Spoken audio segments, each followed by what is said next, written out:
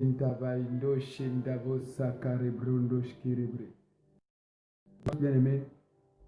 je vous salue dans le nom de Jésus. Que la grâce de Dieu et la gloire de Dieu soient sur vous encore ce matin. Je suis heureux de vous retrouver dans le cadre de notre programme de prière, le Pamoto. Prie avec moi pour toi. Que le Seigneur vous bénisse.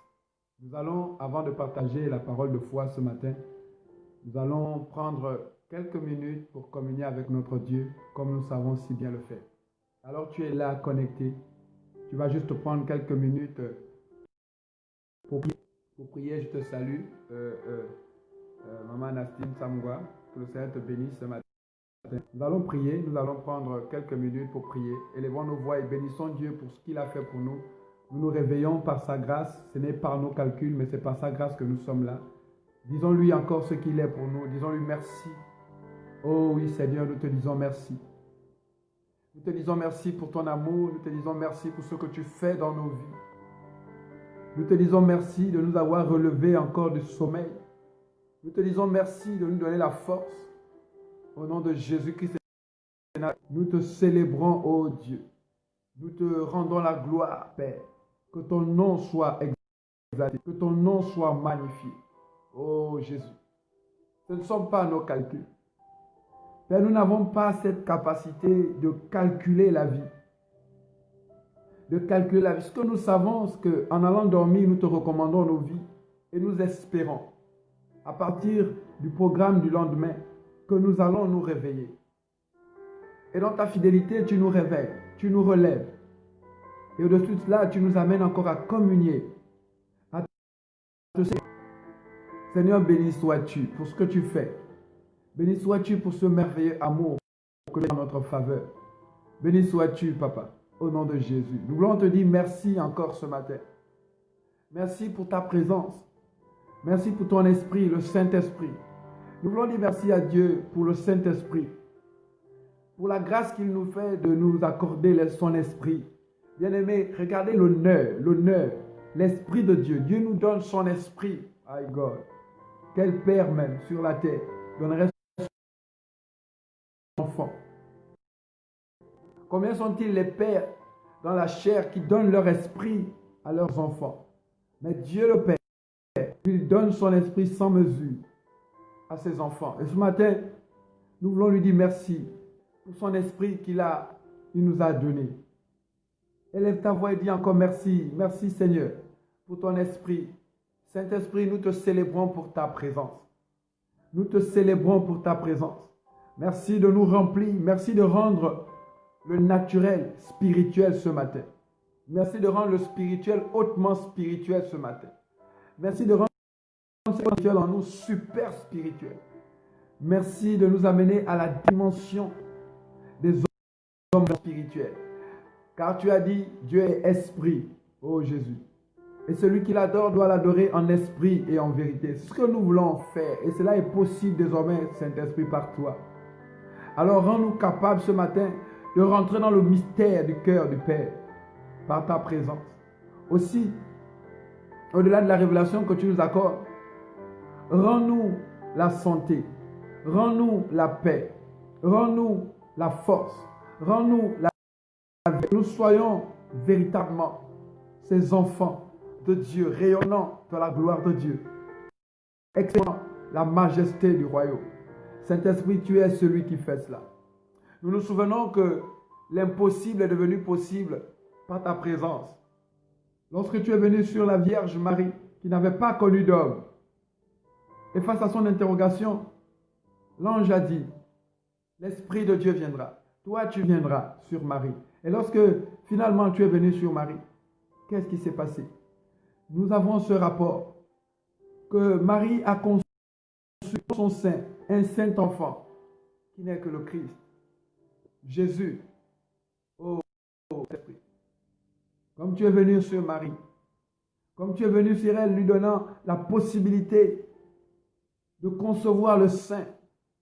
Viens sur nous ce matin, donne-nous la possibilité de concevoir le Saint. Donne-nous la possibilité de grandir dans la dimension spirituelle, de sortir de la maladie, de sortir des infirmités. Saint-Esprit, Sokindabaya, Zindoros kanta bundosh kintabri. Rebre kanta bundos samokaba. Yende rebrindo santa mantobrea. Kaba yande shekintobre. Erebrindo santa mantindos kanta brendoshkia. Rebro massimo tabaindesh kinto brenda kayatosa. C'est ce que tu peux juste faire avec moi, bien-aimé. Prie en langue. Prie en langue et célèbre ton Dieu en langue. Célèbre ton Dieu en langue. Toi qui n'as pas encore reçu le baptême du Saint-Esprit, j'aime bien le dire à cœur ouvert, reçois simplement ce baptême. Oui, je proclame que la grâce du baptême de feu, reçois le baptême de feu au nom de Jésus. Reçois et commence à te révéler, tu ne l'as jamais fait. Et réalise la puissance de Dieu au travers de la langue. Karebras kayabota shabrindas kandereboskai. Inderebrindo santa bayandosh kitebro. Ribramata simunda karebrindosh kitebro yaba. Karebro mamas kandidondo sakintabo. Iteshikita braya boskama. Yenderebrindo karababa shibrondas kindorondos kantantarebrindoshke. Oribraya maskanto indai.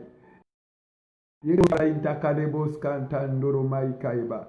Manderebos kantaba indoshka intoraba inderes kontinda kaya. Moka ribraska naboitash kinto broska ito da brenda kaya. Nous te célébrons, Seigneur. Nous te bénissons, ô Père, pour toutes ces guérisons, pour toutes ces transformations, pour toutes ces délivrances. Ce matin que tu opères, Aribros kantaya ndoshinde kaimantas karobraya. Indere soto korobrika bashkinto kanderindi suntantande shonde kerebre. Robakaya sabaka indos konteba. Oh, ta gloire, Seigneur. Ta gloire, Seigneur. Your glory, God. Sindarabos kantabaya. Je te bénis pour ce que tu fais en ton esprit. Pour toutes ces personnes que tu touches, pour ces maisons qui sont visitées de manière spéciale. Alors que nous nous sommes connectés à toi. Alors que nous sommes unis à toi. I give you thank you. Merci Jésus. Merci Saint-Esprit. Merci pour ce temps. Prends le contrôle. Au nom de Jésus. Prends le contrôle. Au nom de Jésus. À toi la gloire. Pour tous ces miracles que tu as prévu accomplir aujourd'hui. Pour toutes ces restaurations que tu as prévues. Je veux encore te célébrer au nom de Jésus. Amen. Amen.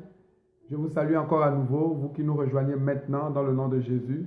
Nous sommes toujours dans le cadre de notre programme de prière, le Pamoto, des temps de gloire, des temps de puissance, des temps d'impactation. Que le Seigneur te bénisse, que le Seigneur te rende encore de plus en plus sensible à la parole de foi que nous voulons partager avant de rentrer dans les temps de prière. Nous voulons partager une parole de réconfort, une parole de discernement, qui va nous permettre de marcher encore de manière plus exacte et de ne pas se laisser être séduit par toutes ces choses qui viennent autour de nous. Et ce matin, nous parlons toujours de la barque. Cette fois-ci, qui est dans ta barque? C'est le thème de ce matin. Hier, nous avons prié à partir justement de la barque et le thème c'était « Qui t'appelle hors de la barque ?» Et aujourd'hui, c'est « Qui est dans ta barque ?» Qui est dans ta barque? C'est le thème de ce matin. Qui est dans ta barque? Nous allons lire dans le livre de Jonas et dans le livre de Luc. Jonas, tu as ta Bible, ouvre le livre de Jonas où tu notes d'abord les textes. Jonas chapitre 1, verset 1 à 7. Et tu liras aussi dans le livre de Luc chapitre 8, verset 22 à 25.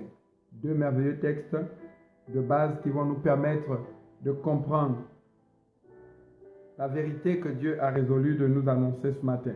Je lis pour vous Jonas chapitre 1, verset 1 à 7. La parole de l'Éternel fut adressée à Jonas, fils d'Amittai.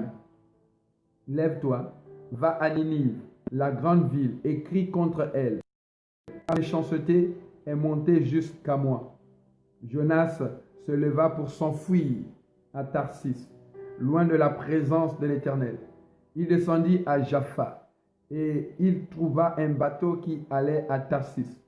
Il paya le prix du transport et s'embarqua pour aller avec les passagers à Tarsis, loin de la présence de l'Éternel.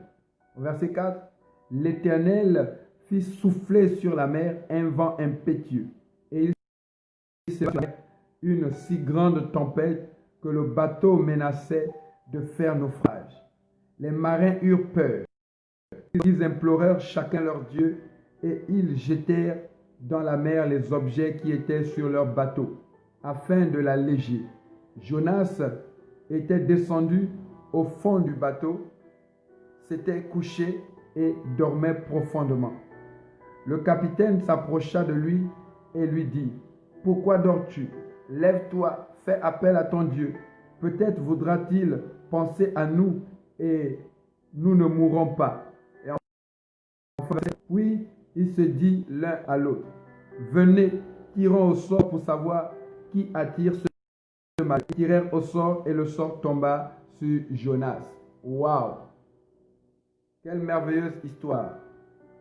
Une merveilleuse histoire. Vous voyez, l'histoire de Jonas et Dieu. L'histoire d'un homme et son Dieu. Comme l'histoire de plusieurs et leur Dieu. Et là, il nous est rapporté que l'Éternel va choisir au milieu de plusieurs. Il va choisir Jonas et il va lui donner une mission en faveur des nations. Il va lui donner d'accomplir une mission en faveur de Ninive. Car il y a là-bas un peuple. Il y a un peuple qui est plongé dans le péché. Il y a un peuple qui se meurt dans l'iniquité, dans l'impudicité, dans l'abomination. Et le péché est tellement grand dans ce peuple que Dieu, dans son grand amour, ne règle pas les comptes sans avertir. Il va susciter Jonas pour aller avertir le peuple. Pour aller avertir le peuple.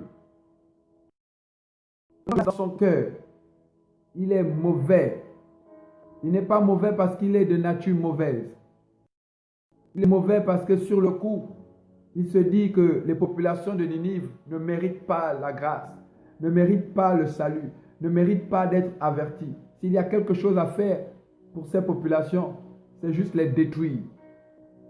Et donc il ne conçoit pas avec Dieu le fait d'aller annoncer à ce peuple incrédule, ce peuple abominable, d'aller annoncer la grâce.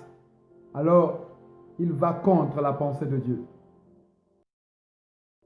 D'aller contre la pensée de Dieu. Se dit-il, peut-être que si je vais loin de Dieu, il choisira quelqu'un d'autre. Parce que moi, je suis prophète. Je ne peux pas aller là-bas. Que Dieu m'en excuse, mais je n'irai pas à Ninive. Et il a pris un autre chemin. Vous voyez, la Bible dit qu'il s'est enfui vers Tarsis. Il est descendu à Jaffa. Et là, il a trouvé un bateau qui allait à Tarsis. Il a payé le prix du bateau pour aller à Tarsis. Vous voyez ce qui s'est passé. Au moment où il monte dans la barque, en pensant avoir échappé Dieu. Pourquoi faire dans le secret? Parce que les pasteurs ne les voient pas. Parce que les frères en Christ ne les voient pas. Ils échappent Dieu. Or, Dieu couvre l'univers. Il surplombe sur l'univers. Il n'est pas dans le temps, il est hors du temps. La nature est sa création. Et la Bible dit dans le livre d'Hébreux, rien n'est caché sous ses yeux. Tout lui est révélé. Il n'y a pas d'endroit où nous pouvons nous trouver en espérant que Dieu ne nous localise pas. Il n'est pas ce Dieu de bois que l'on peut poser dans un living, au salon, pendant que nous commettons l'adultère ou l'impudicité dans la chambre. L'endroit le plus secret, c'est là même où Dieu nous voit. Car oui, bien-aimé, c'est alors que tu es seul, que tu dois dire. Jonas pensait le contraire, que c'était alors qu'il est seul, qu'il pouvait être calme et faire son abomination. Il est parti. Et, bien-aimé, il n'est pas resté comme les autres passagers dans le bateau. Il est même encore descendu sous la cale. Donc vraiment, il est allé à un point où pour lui, il ne faut pas que Dieu le voie. Il est descendu sous la cale. Et la Bible nous dit que la colère de Dieu s'enflamma. La colère de Dieu s'enflamma. Vous voyez, il y avait des vies. Il y avait des vies dans cette barque. Il y avait des hommes dans cette barque. Ce n'étaient pas des serviteurs de Dieu l'Éternel. Mais il y avait des hommes qui adoraient des dieux. Des hommes qui n'avaient pas de problème avec les gens, entre guillemets. Et Jonas monte dans leur bateau. Ce bateau avait l'habitude de faire ce trajet. Ça n'avait pas de problème. Mais ce jour, ce bateau va connaître les plus grandes douleurs. Ces marins vont connaître les plus grandes angoisses qu'ils n'ont jamais connues. À cause de Jonas, qui est dans la cale. Voici que l'Éternel souffla et la mer s'agita, de sorte qu'un naufrage se préparait. Oh, Ribraj Kayande. Et les marins ont commencé à implorer leur Dieu, à crier, oh, aidez-nous. Malgré ça, les vents devenaient de plus en plus forts. Le bateau s'agitait, à la limite, il se cassait déjà. Ils ont dit non, on va couler. Ils ont jeté beaucoup d'objets et nous le verrons plus bas. Ils ont jeté beaucoup de mer en pensant alléger le bateau, en pensant que ce sont ces objets qui étaient l'ennemi de leur vie. Mais rien. Alors ils sont descendus. Et comment? Tout le monde est agité. Chacun prie son Dieu. Mes frères, comment tu peux dormir? Prie avec nous ton Dieu. Certainement il nous aidera. Et Jonas est imperturbable. Parce qu'il sait que c'est à cause de lui que cela se passe. Il est imperturbable. Vous voyez la position d'un homme comme ça? Il est prêt à voir tout le monde mourir et de se repentir. Il est prêt à laisser naufrager tout le monde. Et bien aimé, ils ont eu cette inspiration. Et dans mes recherches, je crois que c'est Dieu qui les a inspirés. Nous allons tirer au sort. Nous allons tirer au sort et savoir qui nous attire le malheur. Et lorsqu'ils ont tiré au sort, le sort est tombé sur Jonas. La suite, vous pouvez le lire. Et nous allons commenter plus tard. Vous voyez, Jonas était monté dans la barque paisible de ses hommes. Et voyez ce qui s'est passé dans cette barque. C'est dans Luc. Luc chapitre 8, au verset 22 à 25. Une merveilleuse histoire que tout le monde connaît. Voilà, un jour, Jésus monta dans une barque avec ses disciples. Il leur dit, passons sur l'autre rive du lac. Et ils partirent. Pendant qu'ils naviguaient, Jésus s'endormit. Un tourbillon s'abattit sur le lac. La barque se remplissait d'eau et ils étaient en danger. Ils s'approchèrent et le réveillèrent en disant, Maître, Maître, nous allons mourir. Il se réveilla et menaça le vent et les flots. Ceux-ci s'apaisèrent et il y eut un plat. Puis il leur dit, où est votre foi? Saisis de frayeur et d'étonnement, ils se dirent les uns aux autres, qui est donc cet homme? Il donne des ordres même au vent et à l'eau, et ils lui obéissent. Maskereboska. Alléluia. Voyez, ici c'est un autre personnage, toujours dans la barque. Mais cette fois-ci, c'est Jésus qui est dans la barque avec ses disciples. Jésus et Simon et Jonas vont avoir une même attitude. Jonas dormait là-bas, paisiblement, pendant que la barque s'agitait, menacée par les eaux, violents et agités. Jésus aussi dormait. Pendant que la barque s'agitait, menacée par les flots, il dormait paisiblement. Les passagers de la barque de Jésus ont eu la même attitude que les passagers de la barque de Jonas. Ils sont venus réveiller Jonas. Les disciples sont venus réveiller Jésus. Vous voyez? Mais la différence, c'est l'action des deux. C'est ce que chacun porte. Et qui est derrière le vent impétueux? Qui est derrière les... Du côté de Jonas, c'est l'Éternel. Du côté de Jésus, ce sont les démons. Ce sont les démons. Jonas était le choix de Dieu pour annoncer la délivrance. Jésus est le choix de Dieu pour annoncer la délivrance. Pour être la délivrance. Vous voyez? Mais l'un va calmer les flots par le son de sa voix. Et l'autre ne peut le faire, mais va être jeté dans l'eau pour calmer les eaux. Jésus n'a pas été jeté dans l'eau pour ensuite descendre dans le bateau pour que les gens du bateau soient en paix. Jésus est resté dans le bateau et il a menacé les eaux tout en restant dans le bateau. Il a apporté l'assurance dans la vie de ces personnes et ces personnes ont réalisé qui est Dieu et sa puissance. Alors que les autres se sont débarrassés de Jonas et ont continué leur navigation. Vous voyez deux types de personnes qui montent dans la barque. Et hier, nous avons, par la grâce de Dieu, donné quelques approches de la barque. Nous avons dit simplement que la barque était le symbole ou le type de notre vie en Christ. Notre vie en Christ, elle était le type de notre assurance, de notre espérance, le type de notre confort dans toutes les dimensions. Tout ce que nous possédons, le confort, la stabilité, la joie, la paix, la vie, la gloire, c'est la barque.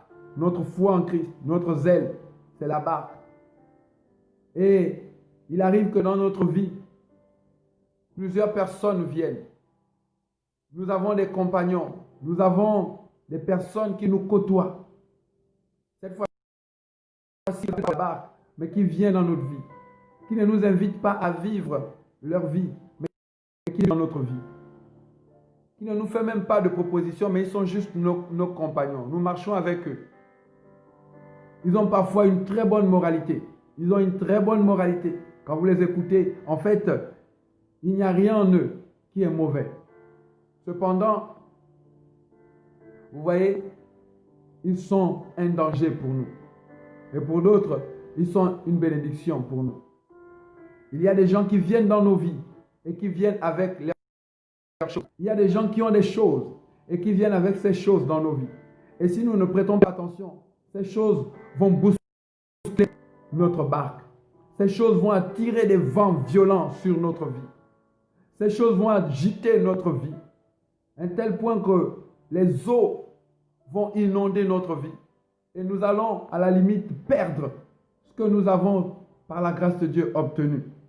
Oui, bien-aimés, la Bible déclare qu'il y a des compagnons pour notre bonheur et il y a des compagnons pour notre malheur. Il y a des compagnons pour notre bonheur, il y a des compagnons pour notre... Et en tant qu'enfants de Dieu, nous devons comprendre ces principes. Nous devons comprendre que tous les compagnons ne sont pas que pour nos bonheurs. L'habit ne faisant pas le moine, nous devons encore davantage prier pour le discernement. Nous devons encore davantage prier pour le discernement. Voilà ce que Salomon dit dans Proverbe 18, verset 24. Celui qui a beaucoup de compagnons, il les a pour son malheur. Celui qui a beaucoup de compagnons, il les a pour son malheur. Mais il y a des amis plus attachés que des frères. Proverbe 18, verset 24. Celui qui a des compagnons, beaucoup d'amis, de relations, il les a pour son malheur. Mais de l'autre côté, il y a des amis qui sont mieux, plus attachés à nous que des frères, prêts à mourir pour nous. Mais au milieu de tous ces compagnons, comment discerner l'ami qui est plus attaché à moi que mon propre frère et le compagnon qui est pour mon malheur?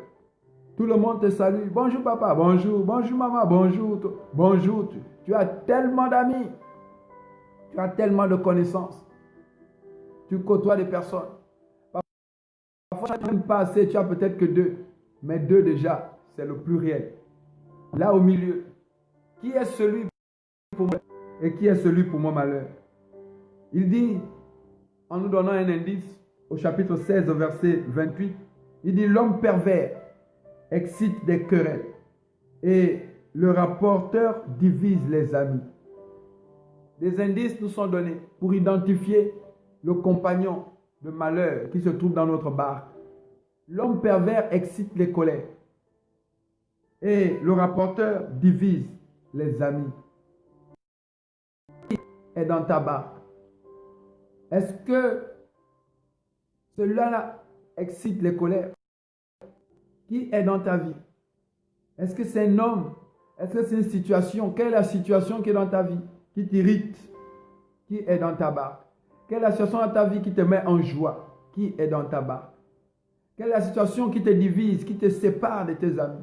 Quelle est la personne qui te sépare de ceux que tu aimes? Qui? Les indices nous sont donnés. Et ce matin, la question fondamentale se retrouve là. qui est dans ta barque. Si nous ne pas celui qui est dans notre barque et que nous faisons confiance en toute situation, nous nous reposons sur toute situation comme étant venant de Dieu, nous allons couler. Nous allons couler. Car aujourd'hui, beaucoup prêchent que les douleurs et les afflictions, c'est Dieu qui les envoie sur nous. Arrêtons, mon frère. Arrêtons, ma soeur. N'annulons pas l'évangile. N'annulons pas l'évangile. Jésus-Christ est mort et il est ressuscité.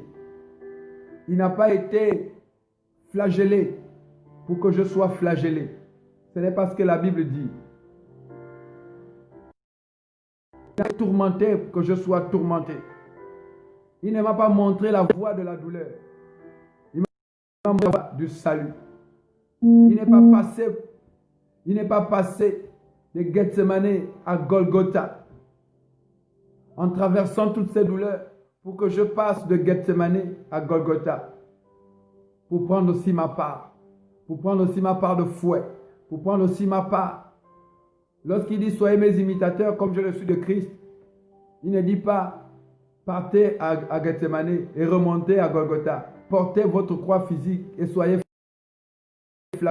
Attention. Attention de se plaire. Attention de se plaire dans des situations de Dieu. En associant dans notre vie des personnes et en s'associant volontairement ou involontairement à des personnes qui nous conduisent dans des afflictions perpétuelles.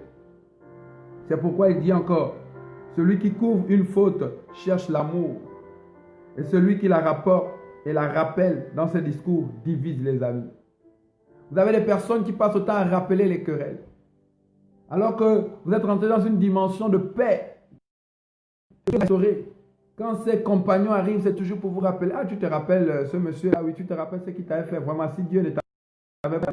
Autrement aujourd'hui, pourquoi il te rappelle ça? Pourquoi il te rappelle ça? Parce qu'il veut exciter encore la colère.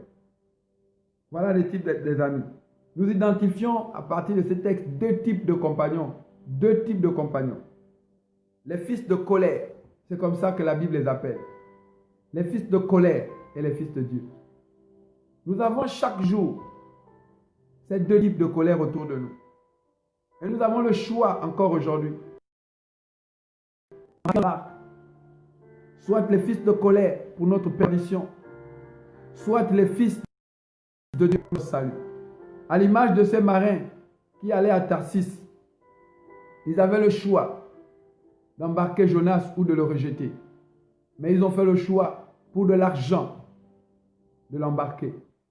Aujourd'hui, parfois, à cause de l'argent, nous embarquons n'importe quoi et n'importe qui dans nos vies, ne sachant pas quelle est la puissance spirituelle qui est derrière ces personnes.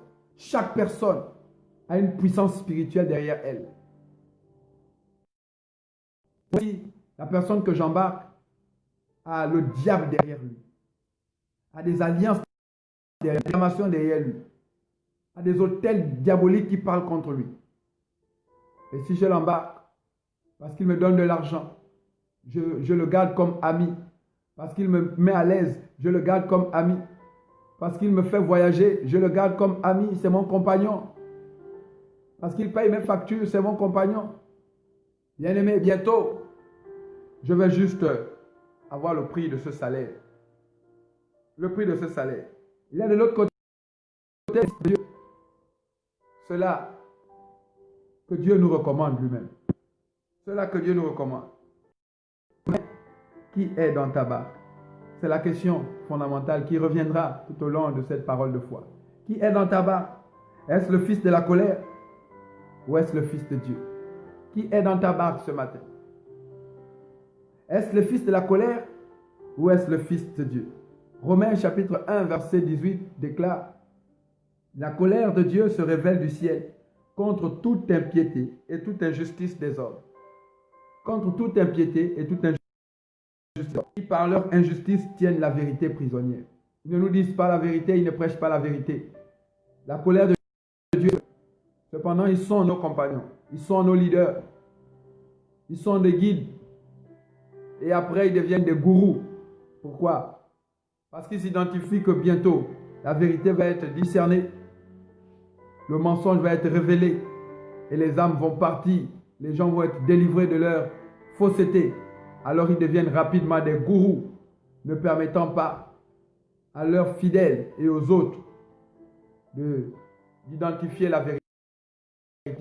Vous voyez, il y a des maris gourous, il y a des leaders spirituels gourous, il y a des situations même gourous qui oppressent tellement, t'empêchant même de te lever vers la vérité pour être délivré. Car il est écrit, vous connaîtrez la vérité et la vérité vous rendra libre. Beaucoup sont dans nos barques et nous les avons embarqués. Ils nous empêchent de connaître la vérité. Vous voyez, ces hommes ont demandé à Jonas, mais prie aussi ton Dieu, certainement il nous sera favorable. Il a gardé le sang. Il garde la vérité. Il sait que le danger là, c'est à cause de lui. Mais il se tait. Il y a des gens qui savent que ce qui t'arrive, c'est lui qui est à l'origine. Mais il ne te dit pas. Il voit comment tu es en train d'avoir des problèmes au travail. Il sait que c'est lui qui allait raconter. Mais il ne te dit pas. Mais c'est ton ami. Il raconte des choses sur toi pour gaspiller ton foyer.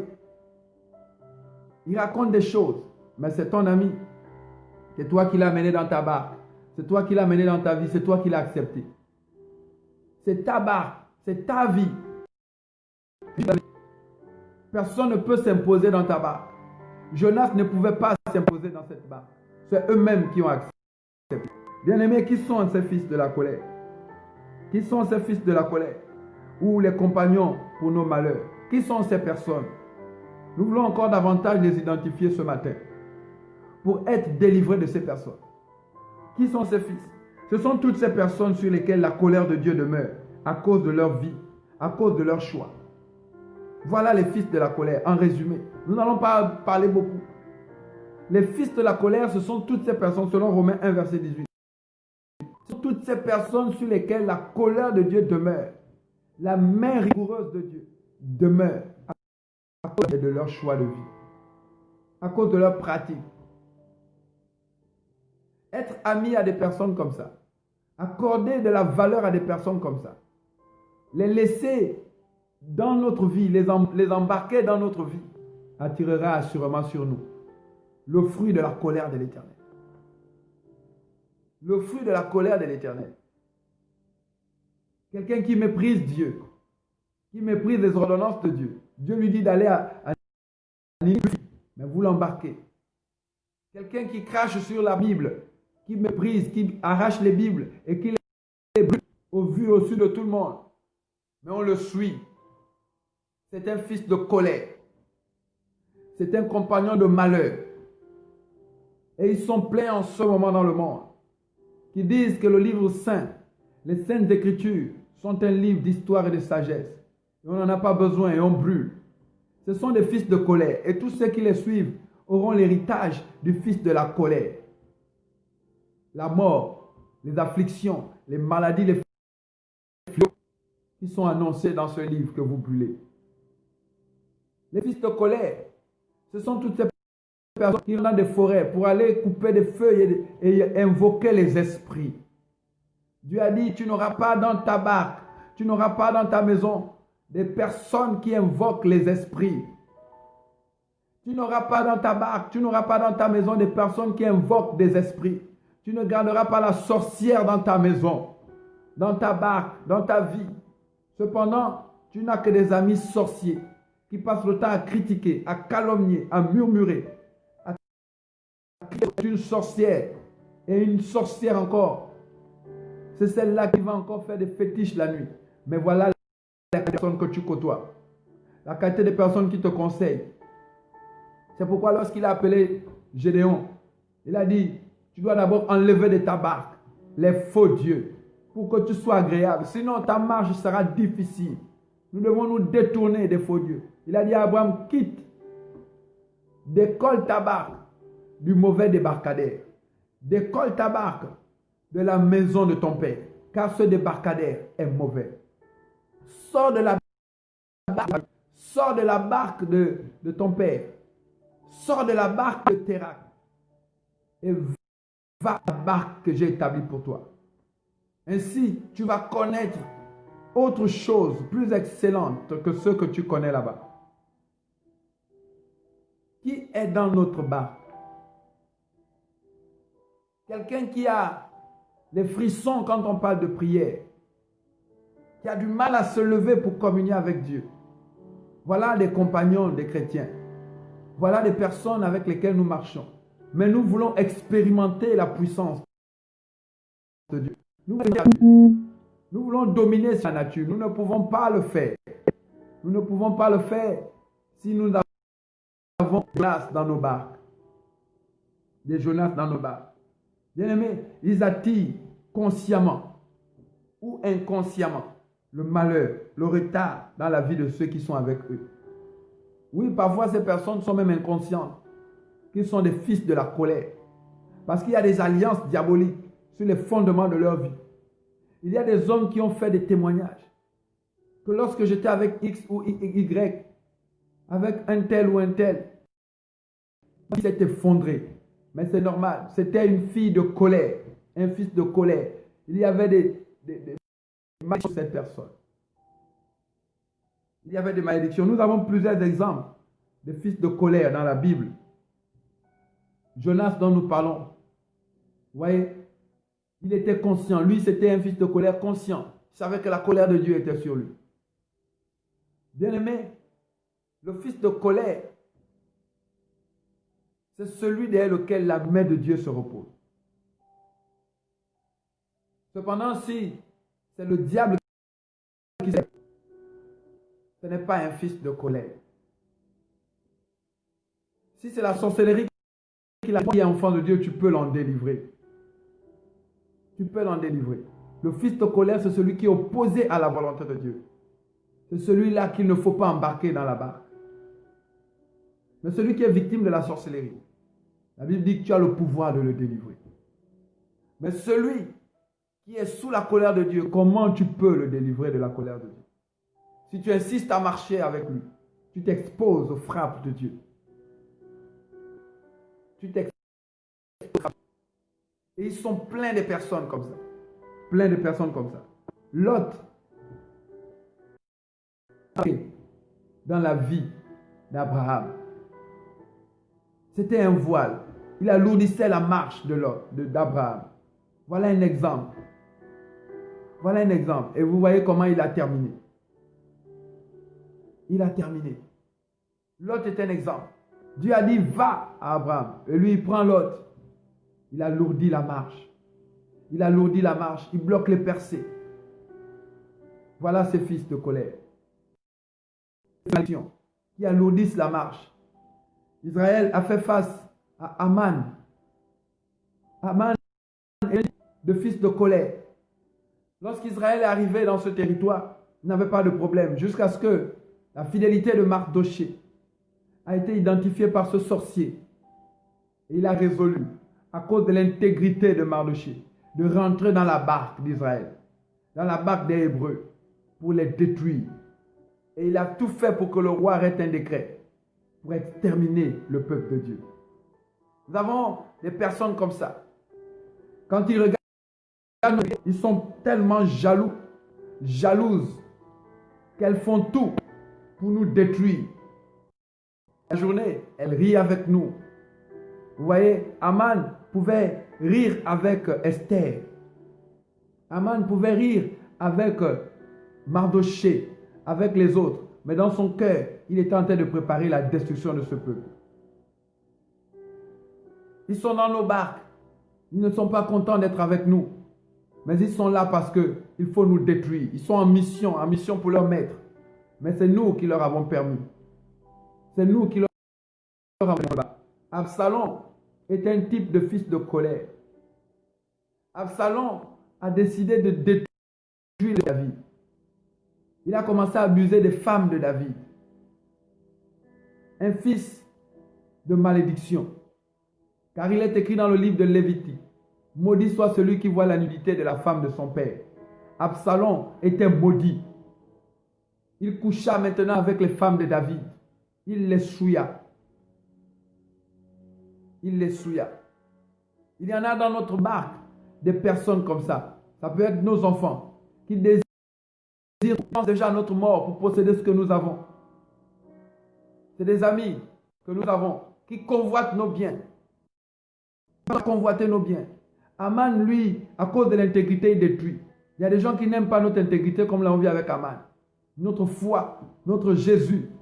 Ils viennent faire semblant dans nos vies, mais pour détruire notre assurance. Absalom, lui, c'est celui qui convoite, qui veut être à la place de David. Des personnes qui veulent être à ta place. Mais Absalom est le fils de David. Mais ces personnes sont dans notre barque à cause de nous-mêmes. C'est nous-mêmes qui les avons amenés. Maintenant, ils convoitent nos elles convoitent nos épouses, elles convoitent nos enfants, elles convoitent tout ce que nous avons. Elles commencent dans le secret. Commence dans le secret à récupérer. Absalom se tenait devant la porte du roi et il divisait le peuple. Tous ceux qui venaient vers le roi pour recevoir des conseils de jugement, Absalom les détournait et lui-même il faisait des conseils de jugement. Vous voyez ce type de personnes que vous établissez dans votre ministère, comme diacre et ancien, mais qui détournent le peuple de vous, se faisant passer pour un super diacre en disant que le pasteur est très occupé. Des gens qui viennent vous rendre visite à la maison, mais votre enfant les détourne en disant maman, papa n'est pas là. Au travail, les usagers arrivent, mais une secrétaire, un gardien, il dit aux usagers, vous n'êtes pas là. Et maintenant dans la ville, on dit, mais celui-là, celle-là n'est jamais dans son bureau, alors que tu es tout le temps dans le bureau, mais c'est quelqu'un qui est dans ta barque, qui ne fait que vouloir salir ton image. Et quand les chefs t'appellent, mais tu n'es jamais dans ton bureau. Tu dis, mais moi je suis au bureau, chef. Même là, vous m'appelez, je suis au bureau. Et finalement, tu découvres que c'est eux qui jouent à ça. C'est toi qui les as mis dans la barque. Tu les as identifiés, tu dois agir. Pendant longtemps, j'ai été victime de cela. Plusieurs personnes, voir à ma hiérarchie, que je ne décroche pas le téléphone. Je ne décroche jamais le téléphone. Quand on l'appelle, je ne décroche jamais le téléphone, alors qu'il ne m'appelait jamais. Je ne décroche jamais le téléphone. Si je ne décroche pas un, je ne vais pas décrocher l'autre. Oh, ce téléphone ne passe pas. 3 numéros ne passent pas. Juste pour me mettre en difficulté avec la hiérarchie. Les gens qui rentrent dans nos barques avec les flots de malheur, avec des flots de difficultés, avec les flots de persécution, sont mauvais dans leur cœur. Qui est dans ta barque? Est-ce que la présence de cette personne te procure ou te divise ou te plonge dans l'angoisse? Est-ce que depuis que tu es allié à ces personnes, tu es heureux, tu es heureuse? Ou ces personnes te détournent de ton chemin? Regarde comment tes enfants ne sont plus heureux depuis que tu marches avec cette copine, depuis que tu marches avec cet ami. Ils te donnent des mauvais conseils. Tu commences maintenant à taper tes enfants. Tu commences à gronder sur tes enfants alors que tu ne le faisais pas avant. Tu as partagé une partie de ton foyer en pensant à cette personne. Mais oui, il t'a donné le conseil. Mais quel type de conseil? C'est le type de la femme de Lot, de Job. Vous voyez la femme de Job? Elle était heureuse quand il y avait tout, le luxe, tout. Les voitures, les chameaux. Il y avait tout le luxe. Job était l'un des plus riches de l'époque. Elle était contente. Mais quand le malheur est arrivé sur Job, l'identité réelle de cette femme a été révélée. Les fils de colère et les enfants de malédiction ont la capacité de dissimuler leur identité aussi longtemps que possible. Mais nous qui sommes, le Seigneur nous les révèle. Et elle va dire à son mari, maudis ton Dieu et meurs. Elle-même elle sait que si Job maudit Dieu, il meurt. Car celui qui maudit l'Éternel, sa malédiction retombe sur lui-même. Vous voyez, Job l'a repoussé. Les fils de colère, c'est le type de Jézabel qui vient détourner tout un peuple à partir de la séduction du roi Akab et qui va établir la sorcellerie dans tout le village. Les pratiques de sorcellerie.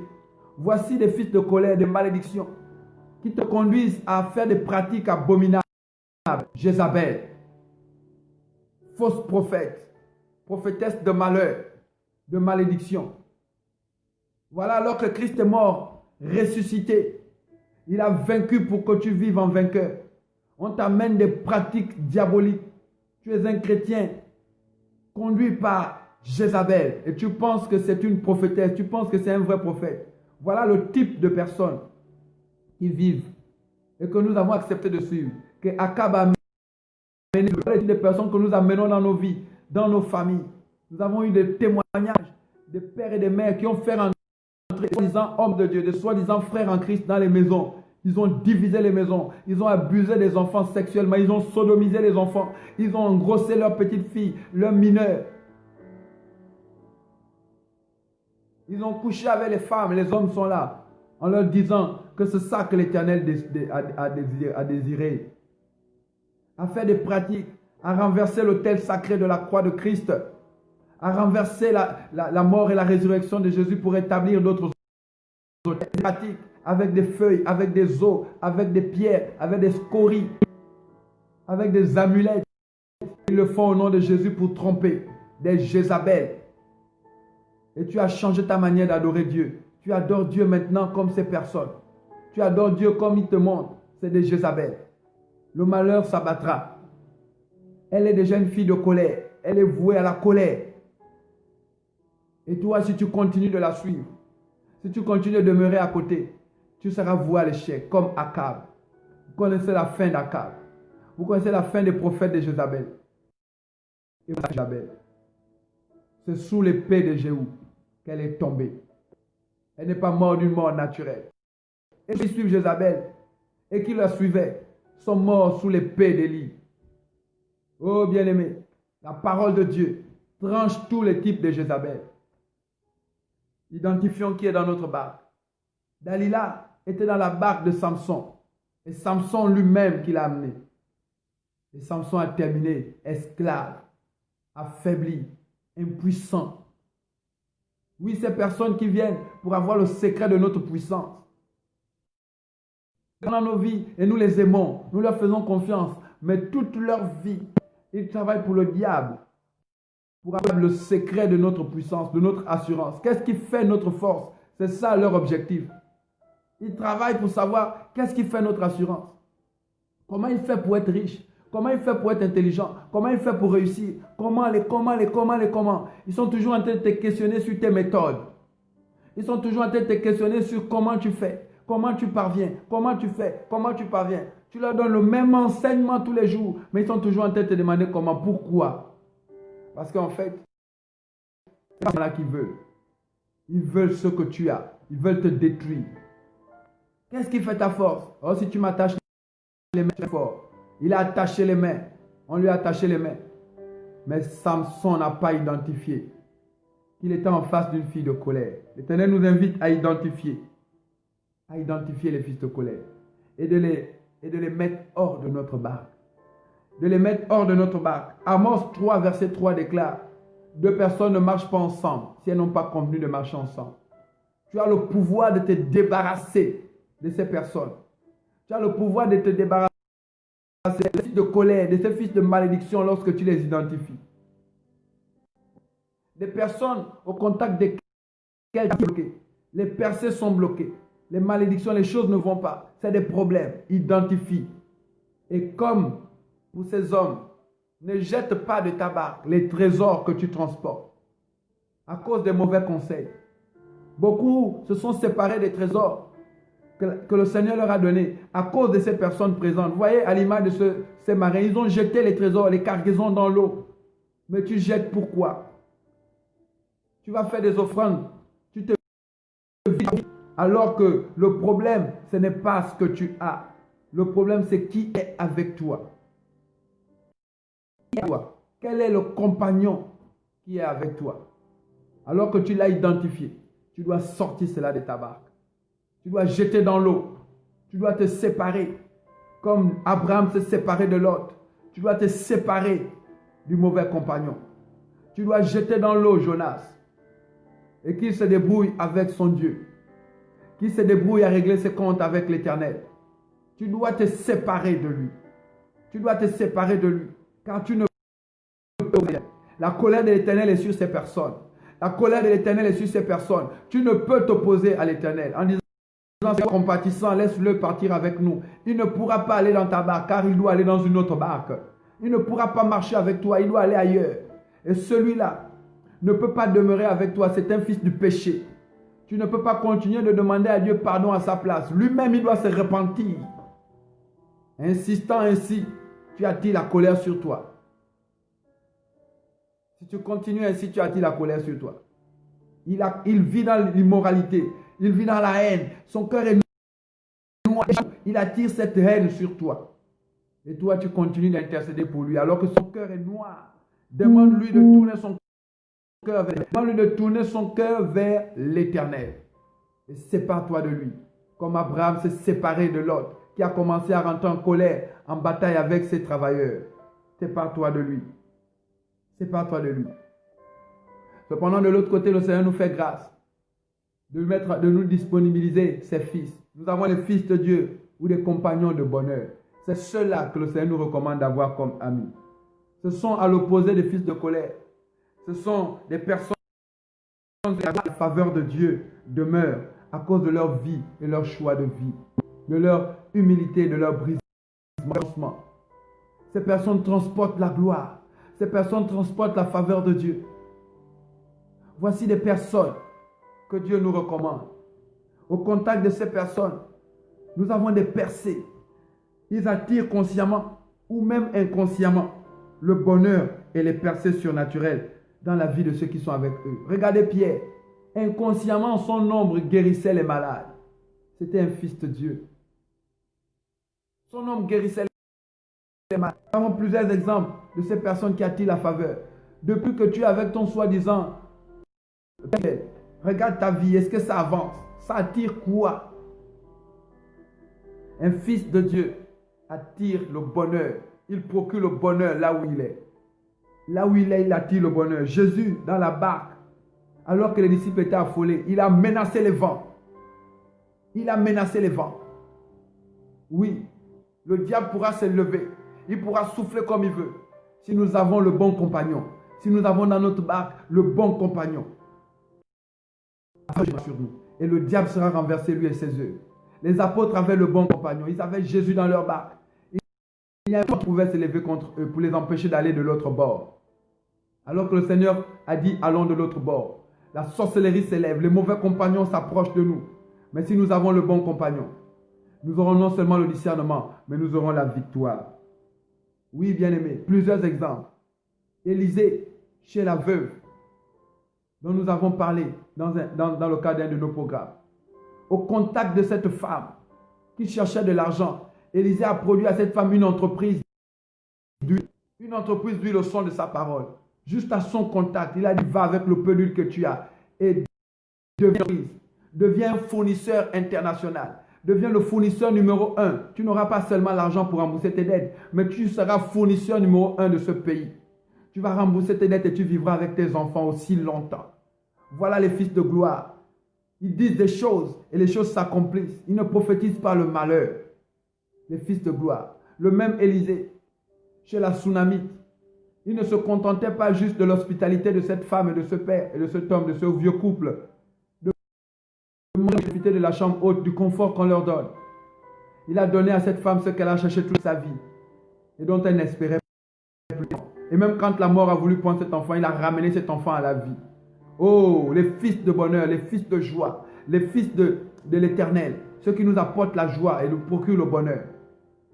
Depuis que tu fais tes offrandes, depuis que tu es hospitalier à ces personnes, qu'est-ce que tu gagnes en retour? Et tous les jours, on te dit, ça va aller, ça va aller, ça va aller, ça va aller, ça va aller. Qu'est-ce qui va aller? Qu'est-ce qui va aller? Cette femme n'avait rien demandé à Élisée. Élisée a appelé Géasi, son serviteur, il dit, cette femme, regarde, qu'est-ce que nous pouvons faire pour elle? Mais eux, ils réalisent que tu es trop gentil. Mais ils ne songent pas à attirer la faveur de Dieu. Pourquoi? Parce qu'ils ne sont pas capables d'attirer la faveur de Dieu. Ils ne sont pas capables d'attirer la faveur de Dieu. Celui qui est capable d'attirer la faveur de Dieu, il est rempli des attributs de Dieu. Donc la compassion, il peut identifier le besoin de l'autre et crier à Dieu pour que les choses changent. Élisée a amené le bébé dans la maison de cette femme. Oui, il a amené le bébé. Nous avons Élie, le père spirituel d'Élisée. Il est allé chez la veuve de Sarepta. Il a dit, fais d'abord pour moi. Fais d'abord pour moi. Plusieurs personnes disent, fais d'abord pour moi, fais d'abord pour moi. Et quand finalement il n'y en a plus pour toi. Quand tu fais pour eux, il n'y en a plus pour toi. Alors que Élie, il a dit fais d'abord pour moi, ensuite tu feras pour toi et ton fils. Et il est resté longtemps dans cette maison et tous les jours, la femme faisait d'abord pour lui et elle faisait aussi pour son fils. Depuis que tu sèmes, est-ce que tu moissonnes? Depuis que tu fais d'abord, est-ce que tu moissonnes? Tu ne peux moissonner parce que tu sèmes dans la mauvaise terre. Quand tu fais d'abord, c'est que tu fais une fois. Il n'y en aura plus. Parce que ce n'est pas un fils de bonheur. Quand tu sèmes dans sa vie, quand tu fais d'abord pour lui, quand tu le bénis, cette bénédiction te revient en retour. Te revient en retour. Pourquoi? Parce que c'est Dieu que tu bénis. Et Dieu dit, celui qui prête aux pauvres, celui qui donne aux pauvres, il prête à l'Éternel qui le lui rendra au centuple. Ce jour, il a fait confiance. Elle a fait confiance à Élie. Elle n'a plus jamais connu la famille.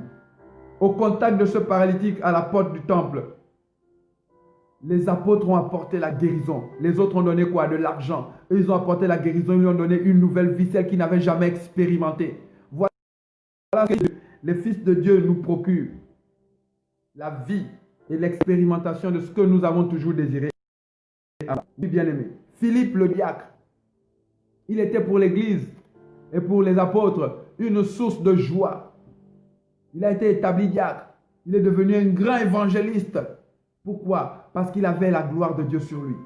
Il a gagné toute une ville et les apôtres sont allés juste consacrer. Depuis que tu as établi telle personne responsable, telle autre responsable, qu'est-ce que ces personnes apportent dans ton ministère? Rien du tout que les lamentations. Rien du tout que les lamentations. À la limite, ils deviennent même des Absalons. Un Absalom. Il a amené le ministère à une autre dimension. Les personnes établies dans ta maison comme responsable, depuis que tu leur as donné des responsabilités, de gérer telle ou telle chose, qu'est-ce que tu gagnes? Rien du tout. Alors que tu dois avoir un Philippe dans ta famille pour multiplier ton argent, pour multiplier les faveurs dans ta vie. Voilà le type de personnes qui doivent marcher avec nous. Il dit séparez-vous car les mauvaises compagnies corrompent les bonnes mœurs. Séparez-vous. Qui est dans ta barque ce matin? C'est la question que je te pose. Qui est dans ta barque ce matin? Qui est dans ta barque? Choisis aujourd'hui de garder dans ta barque les fils de Dieu, les fils de bonheur pour ton bonheur, ou les fils de malheur, les fils de colère pour ton malheur. La Bible déclare, voici j'ai placé devant toi la vie et la mort, et je te conseille de choisir la vie. La force est à toi, ou tu jettes dans les eaux, ou tu te sépares d'eux. Mais dans tous les cas, le choix est avec toi. Alors tu vas prier ce matin. Tu vas prier ce matin. Si tu n'as pas encore identifié, et pendant que je t'ai en train d'enseigner, tu as pu identifier ces personnes, alors tu vas commencer à dire, Seigneur, donne-moi encore davantage le discernement. Donne-moi encore davantage le discernement et la force de me séparer de ces personnes. Quand bien même, je les aime comme Samson aimait Dalida. Donne-moi la force de me séparer de ces personnes. Élève ta voix et demande encore davantage le discernement. Prie maintenant au nom de Jésus-Christ de Nazareth. Éternel, nous prions encore ce matin au nom de Jésus-Christ de Nazareth. Et nous prions que tu nous accordes encore le discernement. Une autre dimension du discernement. Afin que nous puissions identifier toutes ces personnes qui sont dans nos vies, qui sont notre assurance, qui partagent notre intimité, Père éternel, que nous puissions identifier leur vraie nature. Que nous puissions identifier leur vraie nature. Que nous puissions savoir si ce sont des fils de colère ou des fils de bonheur. Père, que nous puissions identifier leurs projets. Si ce sont des projets en notre faveur ou des projets contre nous. Remplis-nous ce matin par ton esprit du discernement. Remplis-nous du discernement. Remplis-nous du discernement que nous ne soyons au nom de Jésus-Christ de Nazareth. Nous prions et nous soupirons après cela. Accorde-nous cette dimension du discernement. Accorde-nous cette dimension du discernement. Oh my God, accorde-nous cela au nom de Jésus-Christ de Nazareth. Accorde-nous cela au nom de Jésus. Nous allons prier. Nous allons demander à Dieu encore ce matin de nous donner la force. La force de nous séparer de ces personnes qui attirent le malheur. Il y a des personnes qui attirent le malheur et nous en sommes conscients. Mais nous les aimons tellement que nous avons du mal à nous séparer. Vous voyez des femmes qui sont battues dans des maisons. battues, elles sont esclavagisées, mais elles ont du mal à partir de là. Non seulement elles ne sont pas en concubinage, mais elles sont des sacs de frappe des hommes. Elle dit, mais je l'aime, je vais encore aller où tu ne l'aimes pas. Tu es sous la puissance d'un gourou. Ce matin, tu vas prier que Dieu te donne la force de te séparer de ceux qui t'esclavagisent, de te séparer de Dalida, même si tu l'aimes comme Samson, de te séparer de Lot, même si c'est ton neveu, car il attire le retard dans ta vie, de te séparer de Jonas, car il va faire couler ta vie et il te pousse à jeter les trésors de ta vie en l'air, à dissiper les trésors de ta vie, à ne rien garder. Il cause des dépenses inutiles dans ta vie. Tu vas prier que Dieu te donne la force de te séparer de Jézabel, qui t'amène à faire des pratiques qui ne glorifient pas Dieu. Tu vas prier que Dieu te donne la force de te séparer d'Absalom, qui passe autant à convoiter, à souiller ta vie et ta demeure. Tu vas prier que Dieu te donne la force de te séparer de ces personnes, de Aman, de te séparer d'Aman et de le livrer en spectacle. Celui qui conspire dans le secret pour éradiquer ta race, pour éradiquer ta famille. Tu vas prier dans ce sens, Seigneur, donne-moi la force. Donne-moi la force, la capacité de me séparer de ces personnes. Élève ta voix et prie au nom de Jésus. Éternel, nous prions encore ce matin avec assurance. Père, donne-nous la force de séparer de tous les types de Jézabel qui nous conduisent à pratiquer des œuvres qui ne te glorifient pas, qui sont dans nos vies pour nous orienter dans des pratiques spirituelles mystiques et qui disent que ce sont des pratiques honorables. Donne-nous la force de nous séparer de ces gourous. Donne-nous la force de nous séparer de ces faux conseillers, de ne plus les écouter, de les éloigner du milieu de nos vies, de les éloigner de notre assurance, de les éloigner de notre marche avec toi, afin d'être agréable davantage à toi, afin que notre ciel soit ouvert, afin que nos nuages libèrent la pluie sur nous. Oh Père, la pluie s'était arrêtée à cause de Jézabel et ses œuvres. C'est pourquoi il y a la pluie. Et le peuple était dans la sécheresse à cause de Jézabel et ses pratiques.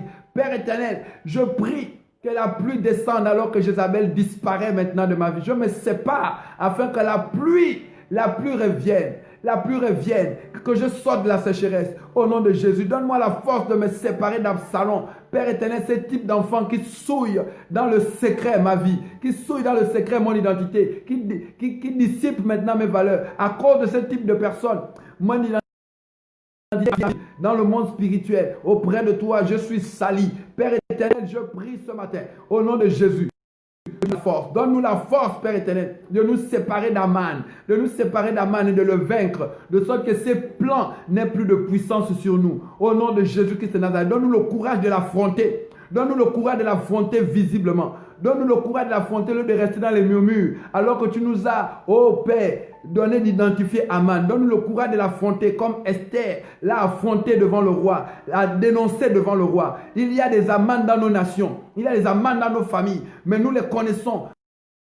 Nous devons de les dénoncer. Aujourd'hui, le Seigneur nous accorde la force, comme il a accordé à Esther, de dire au roi que c'est Aman Aman veut détruire, exterminer. Aujourd'hui, nous dénonçons les Aman et nous les amenons à la potence. Nous déclarons que la potence qu'ils avaient préparée pour nous ce matin, lui-même, il est victime de cette potence. L'humiliation qu'il avait prévue pour nous, lui-même, il tombe dans cette humiliation. Au nom de Jésus-Christ de Nazareth, au nom de Jésus, nous allons prier encore davantage que l'Éternel nous donne la capacité de nous séparer de tout prototype de femmes de Job. Que toutes ces femmes, tous ces hommes, tous ces maris qui viennent mépriser notre foi, notre intégrité, notre attachement à Dieu malgré les difficultés, que ces personnes soient éloignées de nous. Au nom de Jésus-Christ de Nazareth, nous éloignons, Père, toutes ces personnes du type de la femme de Job qui viennent mépriser notre engagement, notre amour, notre attachement à ton œuvre. Nous les éloignons de nous. Nous les éloignons de nous. Au nom de Jésus. Tu vas prier avec moi maintenant.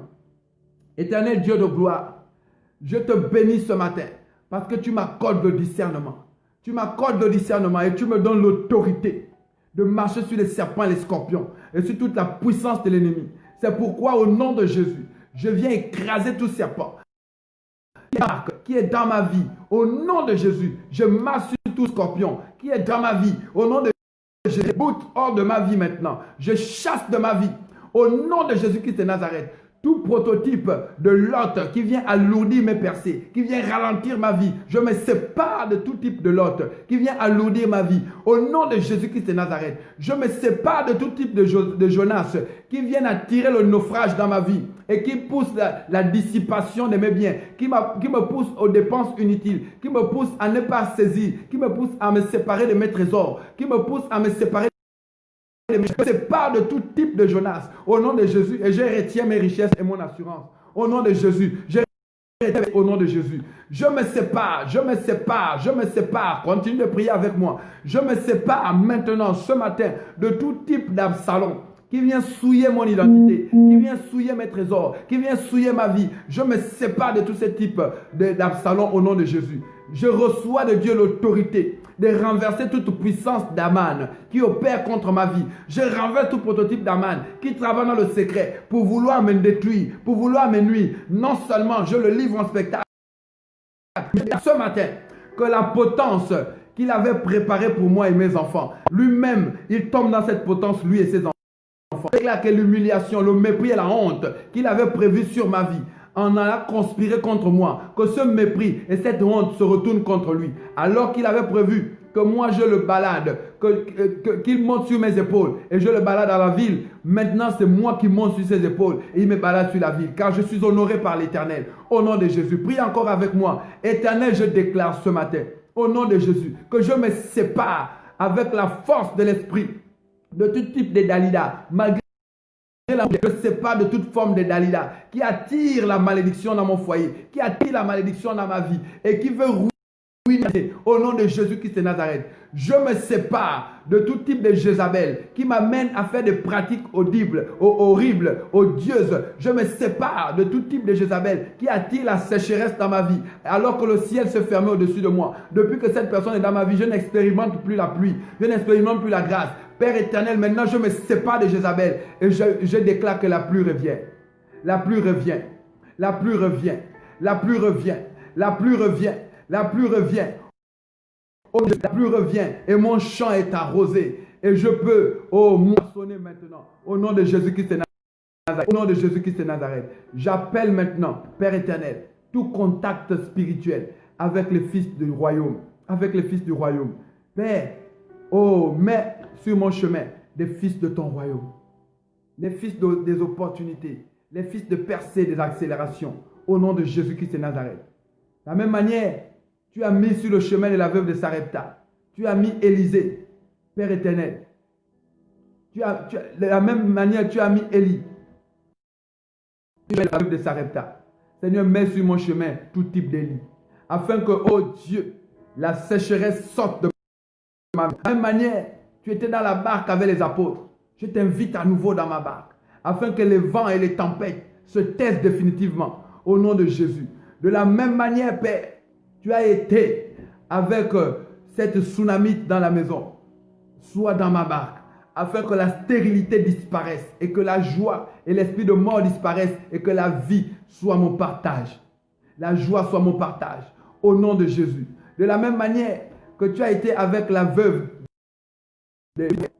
par Élisée. Père éternel, lui donnant au-delà de l'argent une entreprise.